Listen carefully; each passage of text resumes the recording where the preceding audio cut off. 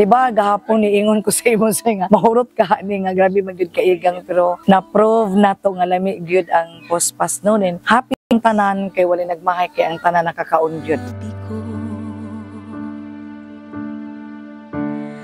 Di alam kung saan magsisimula, dapat na bang sumuko? Dako among pagpasalamat sa imo station manager for this kind of event.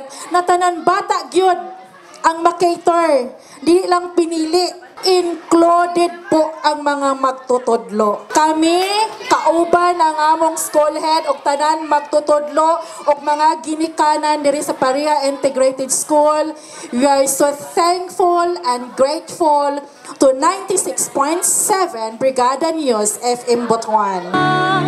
Sa pinakita mong galing at puso, buhay ay mababago. Ang imposible pwedeng magkatotoo.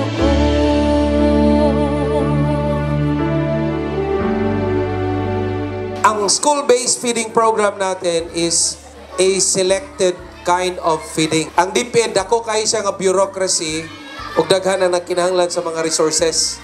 So dili gyud kaya ang funds kung tanan, no? Larason tanan pag feeding. Mo na nga naka-focus lang sa mga problema sa in terms of nutritional status. But we are so grateful kasi may mga partners tayo, no?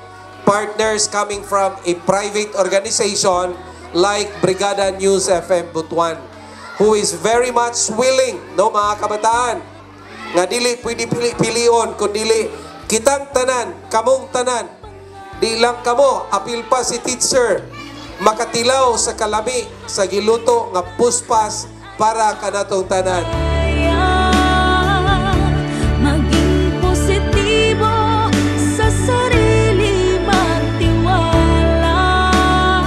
Hinahanap ko yung classmate ko nung araw eh.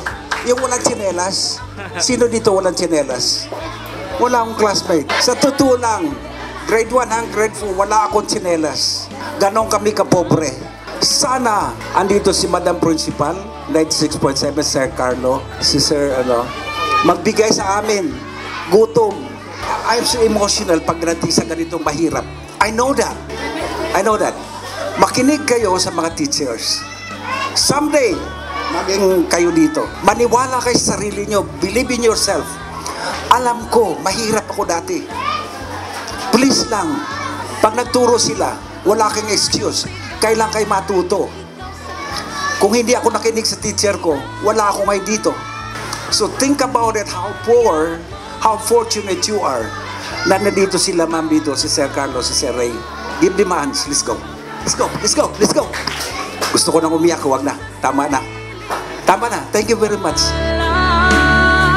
Sa pinakita mong galing at puso, buhay ay mababago. Ang imposible. Mga kabataan, kami sa Brigada News FM Butuan, nagpahigayon aning Children Against Hunger Butuan. Because we would like to be a partner, we would like to be a part in the advocacy against malnutrition, against the stunting, and also against the hunger. Kinahanglan gyud nga maningkamot gyud ta nga makakaon og utan. Sa pinakita mong galing at puso, buhay ay mababago. Ang imposible pwedeng magkatotoo. Lami man ang puspa. Salamat, Brigada. Lami man. Nabusog mi. Mukaon ko gulay kay kuan healthy sa atong lawas. Tapos lami kay inyong gidala na food pass. Salamat sa inyong gihatag sa amo. Nalipay na.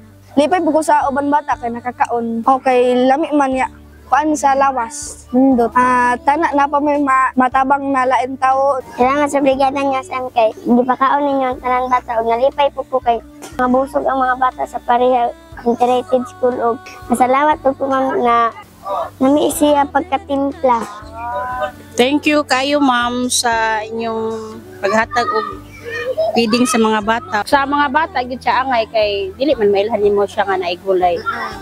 Okay kayo na siya ma'am kay ngano nabay uban nga labi naghapon nanginahanglan gid na sila snack. ay makakaya maging positibo sa sarili, magtiwala sa pinakita mong galing at puso. Buhay ay mababago, ang imposible pwedeng magkatotoo.